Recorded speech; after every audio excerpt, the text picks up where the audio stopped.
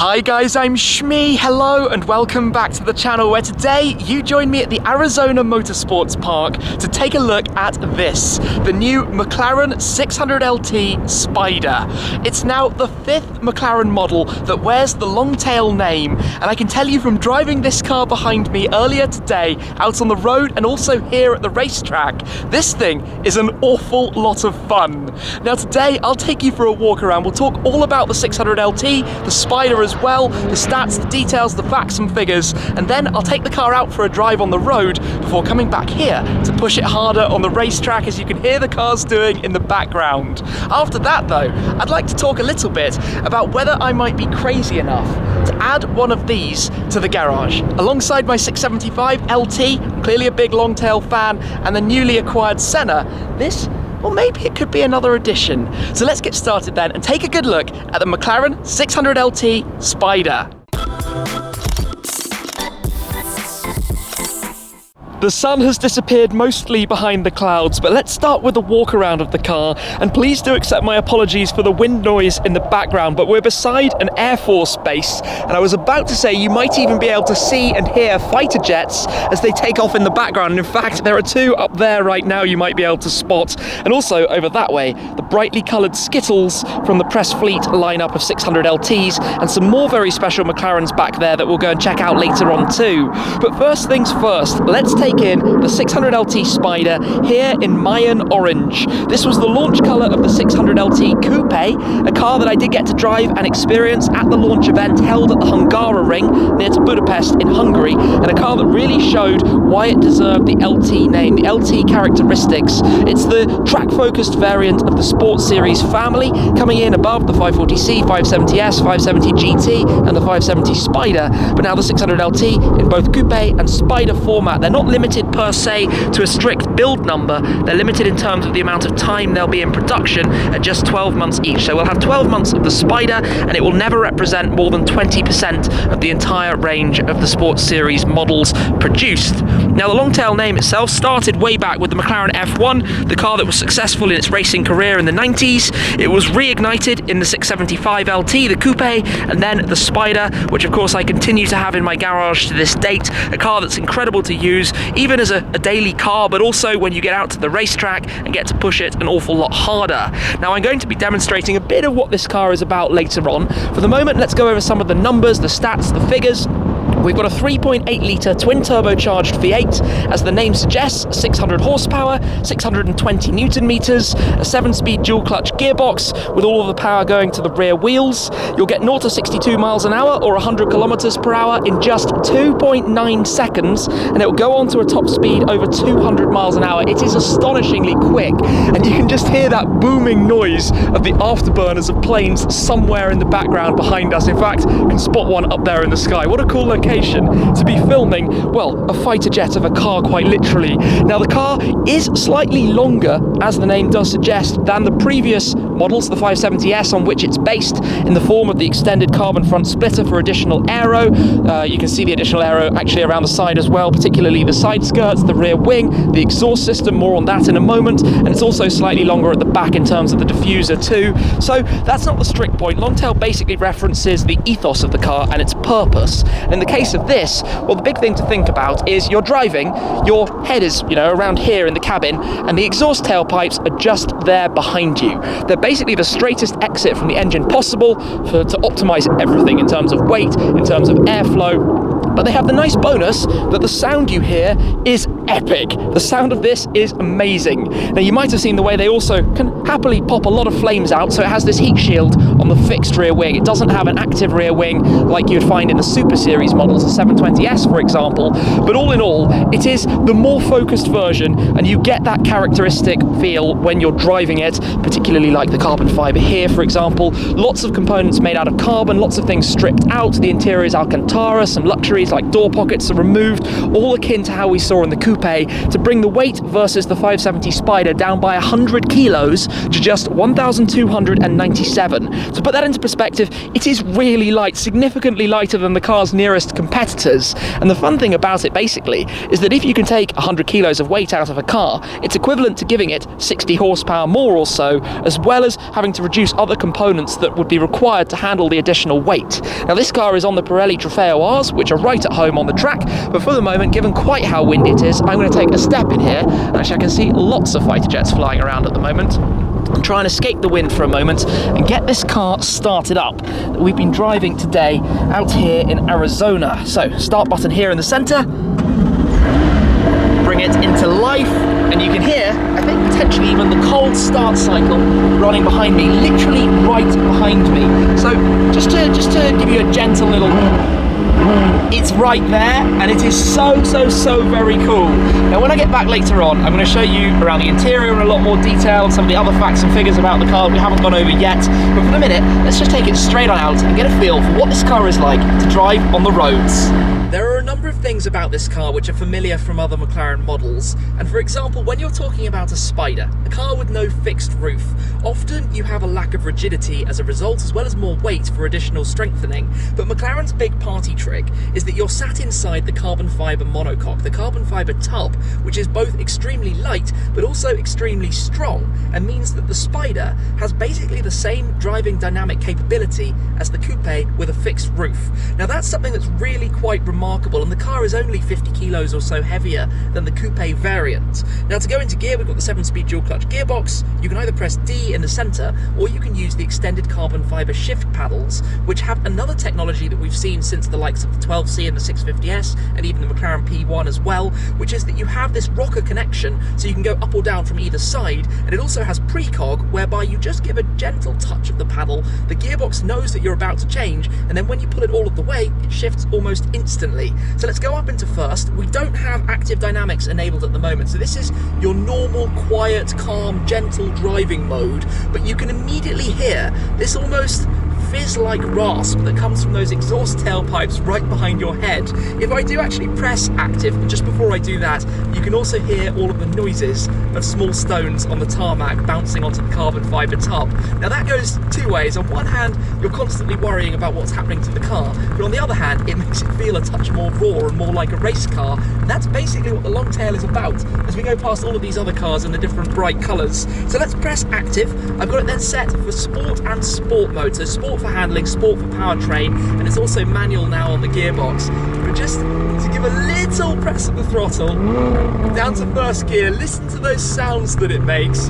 Out on the road, you've got a tighter steering ratio. Listen to this. This is just gentle driving. The noise is mega, and some of the cracks you get when it warms up, like this.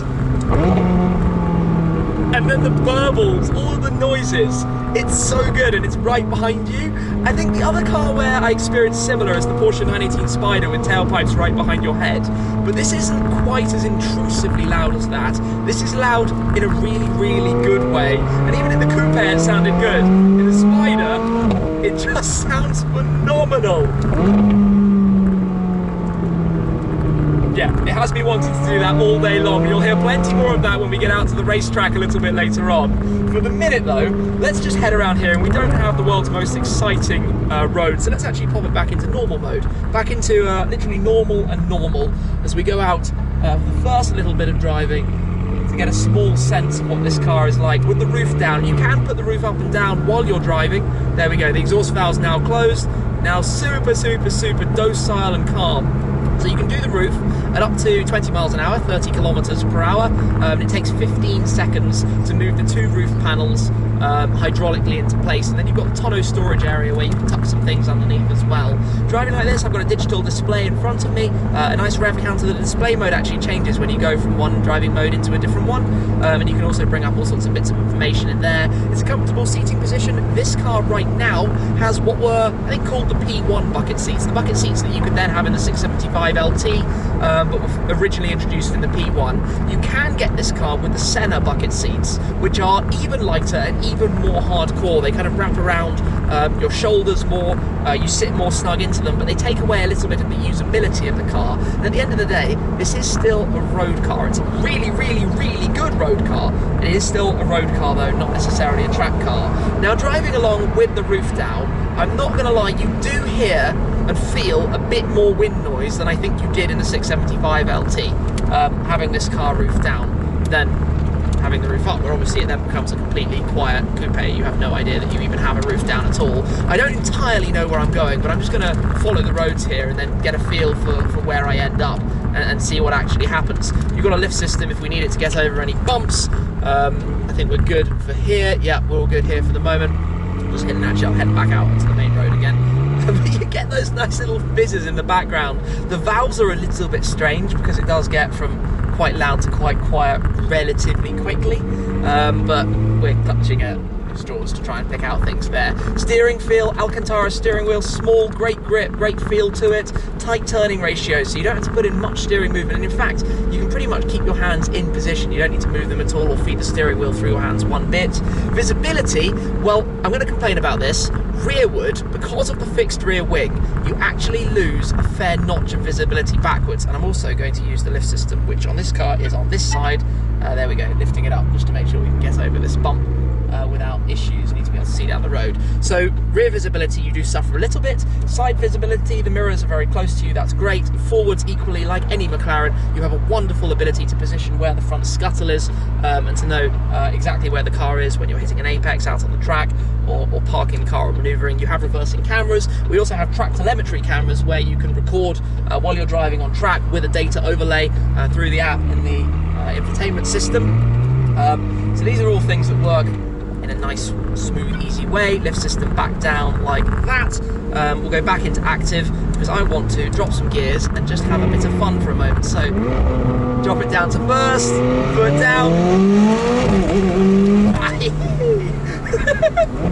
It just takes off like a rocket.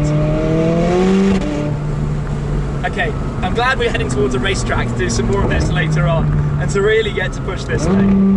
And to put it up into track mode as well. It does kind of throttle the power using the traction control, so you can put ESC into dynamic, which will give you a bit more play from the rear end, but you are talking 600 horsepower in a 1300 kilo car. The balance is quite extreme. Gearbox, if you put it in automatic, it does its thing very comfortably. There's nothing to complain about that at all, but you do just have this sense of the LT characteristic, the LT that I fell in love with the 675 when I ordered my coupe at the first test drive I had, and then took delivery and used the car, and then moved into the Spider afterwards. And really this has that characteristic, which is what I experienced at the Hungaroring too. I can hear the jets, which means I'm back roughly towards the base. In fact, one crosses right in front of us. So the best place to really show you this is out on track. I think when it comes to road driving, it is compliant, it is fine, it is comfortable. Normal mode is soft enough. It's a nice balance of being focused without being overkill. And that's something that's quite hard to actually get right, to make the suspension so it's not too firm. As he downshifts and a fighter jet flies past, to make the suspension so it's not too firm, but also to still have some compliancy and usability while really being exciting when you get to the track. And now that we're back on private land, just to put my foot down for a moment.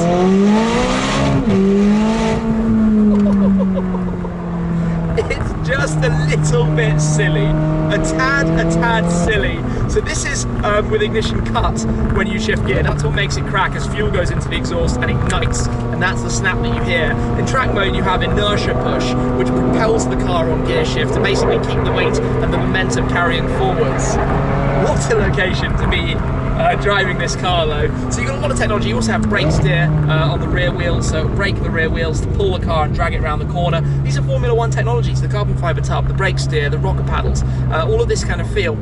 And the gearbox is all precog, is all set up using the learnings from Formula One, from McLaren's time racing in the Grand Prix circuit, the Formula One World Championship. So I think I'll show you more of the interior afterwards. For the minute, I'll just hop out, show you this line of cars, and then it might be track time. So that's going to be quite a bit of fun.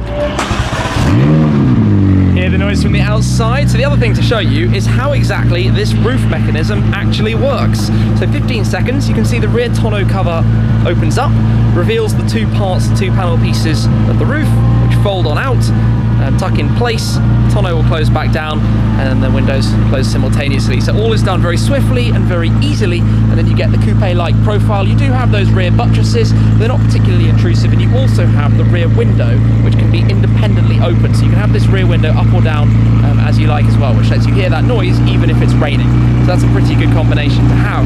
Anywho, let's just walk on down past this line of cars, past the Mayan orange cars, to the Lantana purple, a very lovely colour, and a colour I thought about choosing when I got my 675, but I went to MSO and made a completely bespoke colour for myself. Then you have the acid lime green, which is the launch colour for the 600 LT, and to be honest, the contrast against the gloss carbon fibre of this is really, really nice. I like that colour in person an awful lot, and all three are over there for some photos as well. And then here, with the track in the background, I think just doing some photo and video things at the moment, we have a 650S Spider, we have a 675 LT Spider, I like that colour, dark blue. Oh, it's got the MSO louvres as well, the satin carbon louvres there on the front arches from MSO, tan interior on that. Then we've got a 570S GT4, so again, the Sports Series car, but the racing product, taking part in the GT4 class races and customer race programs at McLaren events as well. And then at the end, we have the full visible carbon, the visual carbon fibre McLaren P1, and this is one of the XP cars, but just to come in closely, the entire body is finished in gloss carbon fibre with the red accents, the pinstripe around the front splitter, the door mirror. You can see the inverted XP logo here on the carbon fibre, also the red calipers to match with that. And sitting here in race mode as an acid green car just goes past, so the rear wing coming up 30 centimetres or so, and a number plate to match too. Always been a big fan. The first Ultimate Series from McLaren ahead of the Senna. So this is a very nice lineup. I'm going to grab a drink though, have a little break before it is time to mount my cameras in the car, and then do some of that out on the racetrack. It is track time then, so active dynamics on. We're in Sport to get started. We'll go through the different driving modes as we make our way, but it is time to head on out. So let's do this. Manual on the gearbox. Everything is adjustable. In this car you do actually have the electronic steering column. Nice creature comforts for out on the road. It is very, very loud. You can open and close the rear window, depending how you want it. So it's actually open at the moment, which we will keep just for added volume. Maybe close it up later on. But, a long pit lane, a complex track to have to learn. Car out in front. Green flag though, so let's head on out and go and have some fun here. Immediately, the steering feel is just magnificent.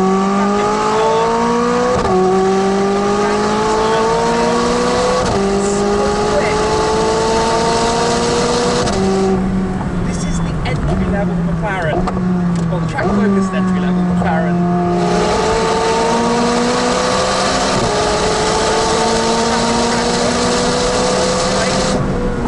Display on the dashboard in front of me, and this is where we get inertia push instead of ignition cut, and the car propels on forward. But you can feel the balance with the throttle as you take the double apex around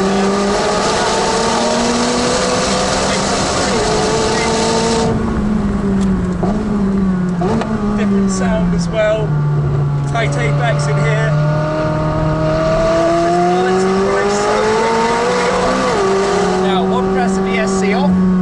Dynamic mode for the traction.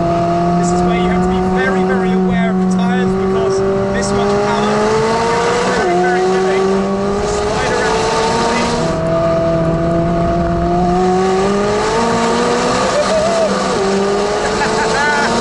this car, it just tells you so much about what's going on. Control and style.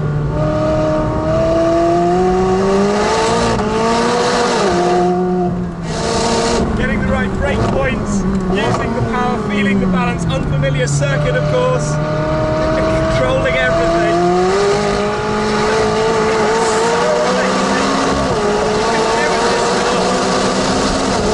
The speed that you can carry through some of these corners, in fact it's actually moderately terrifying how quick you can move this thing around the track, and the speeds you can carry as you build up confidence. It's moderately insane how quickly even I'm able to.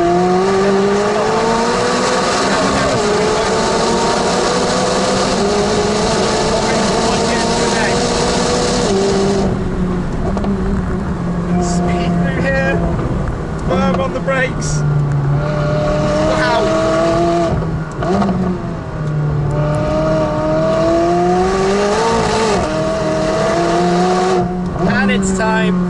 cool down lap. So let's just take it a touch easier and reflect for a moment on this driving experience, cooling down the brakes, not touching the pedal wherever I can avoid it. It's so connected. Like with other McLarens, the big thing for me is the steering feel, how attached you are to where the car is going, how much you can tell of what it wants to do and what it will let you do. And just for fun, I'm going to close up the rear window behind me. Quick dab of the brake, but it's mega. It's absolutely mega. The smile on my face right now must speak 1,000 words. This car, just the noise, having that rear window down, but being able to drive it like this. I'm gonna come back off the track and spend a few minutes to think a touch more about this.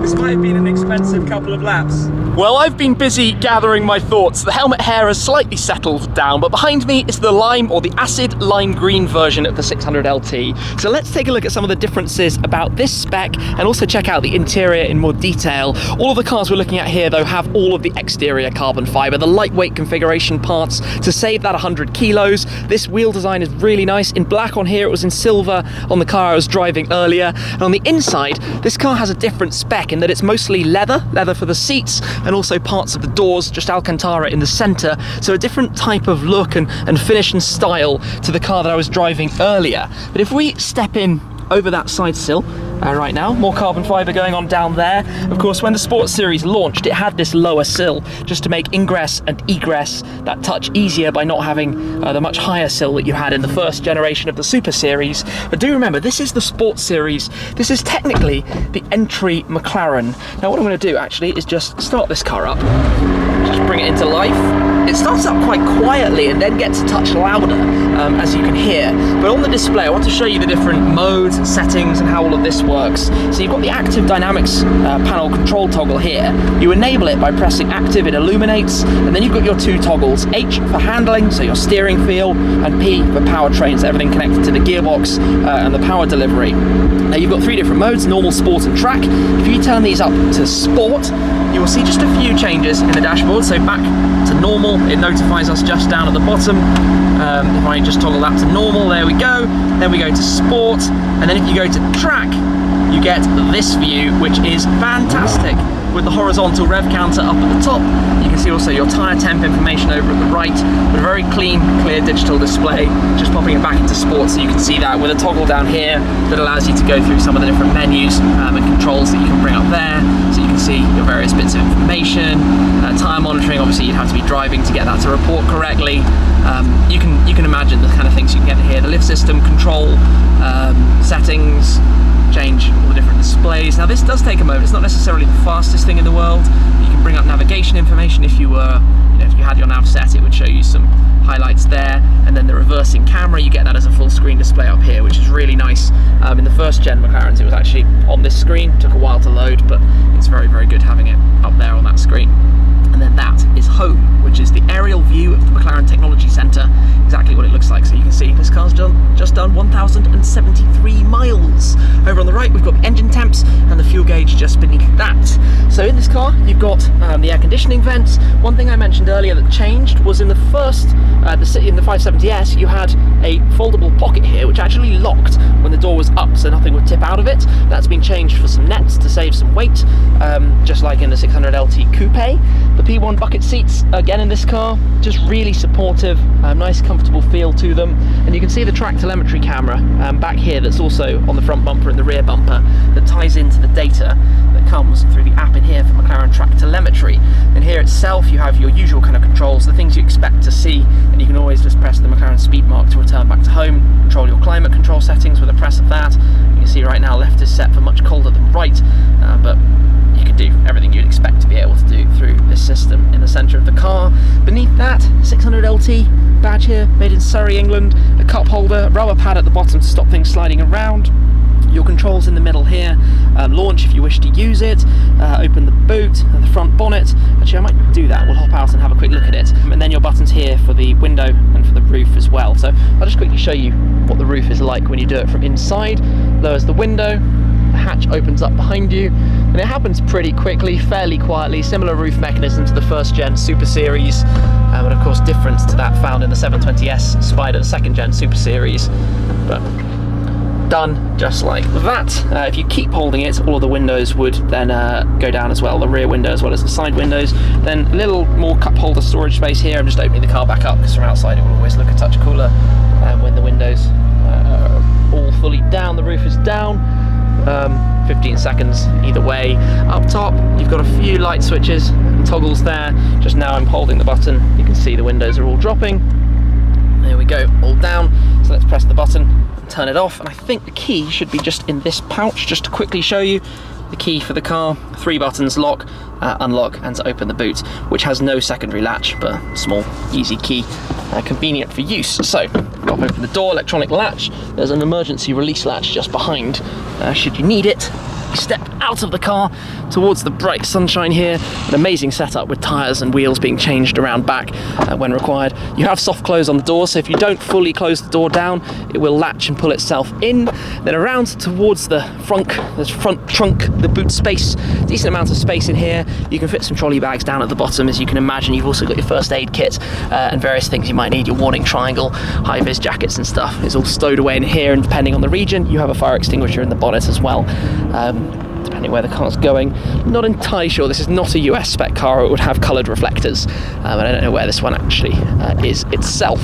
Anyway, let's close that back down, because we need to have a think about, well, could one of these be a future Shmeemobile? I've saved this bit until the end intentionally to give myself as much time as possible to actually take in the drive in the 600LT Spider, which is undeniably an amazing car. So much usable power and performance, but also so exciting, so much drama, so much rawness, and so much enjoyment to be behind the wheel of the car. Now, like I said, I've driven the 600LT Coupe before on 2 occasions at the Hungaroring and also on track the second time at BIC, the Bahrain International Circuit, but putting the Coupe and the Spider together, I'd never previously driven either of them out on the road, and that's where this car really came to life for me. It's compliant, it's usable, it's comfortable, yet when you get to the track, it's absolutely crazy and so much fun, so much awesomeness to actually push on hard with and to enjoy, and that's one of the best, I think, track drives, the most fun track drives I've actually had, and that's kind of what I remember from the 570S when it actually launched, and the 600LT at the Hungaroring. And I mean, that's something, we live in an amazing time when it comes to these cars, and of course, as I've said, I'm lucky enough to have the 675LT Spider as part of my car collection, which goes back to the 12C, the 650S, the 675 Coupe, then the Spider, and more recently the McLaren Senna, the Ultimate Series, the proper true track-focused car. But this is a car I'd love to spend more time with, to get to know more, to use, to drive, to do some miles, but also to get to track events and maybe do some laps in a 600LT before popping out the Senna to really take it further, you know, to get familiar with the circuit in one of these. Oh, it's such an awesome thing. The only downside is that it's not exactly a cheap car. I'm sure you know this. The car, it's about a 10-15% uplift on the Coupe, which means a spec LT Spider in the UK is going to be £250,000, £260,000, and of course it's vulnerable to some depreciation in the first year. So that's the kind of thing that you have to consider, but it is an exceptional thing. Honestly, I can't say enough positive words about it. I've enjoyed today an awful lot, so a big thanks to McLaren. I've got a lot of thinking to do in the future, not necessarily right now, maybe further down the line, but I would love to share more videos with the 600LT with you guys when the appropriate time comes. Anyway, that's it for now. Thank you very much to McLaren. Thank you very much to you guys for watching the video. I appreciate it, as always, and I'll be sure to catch up with you again next time. Cheers!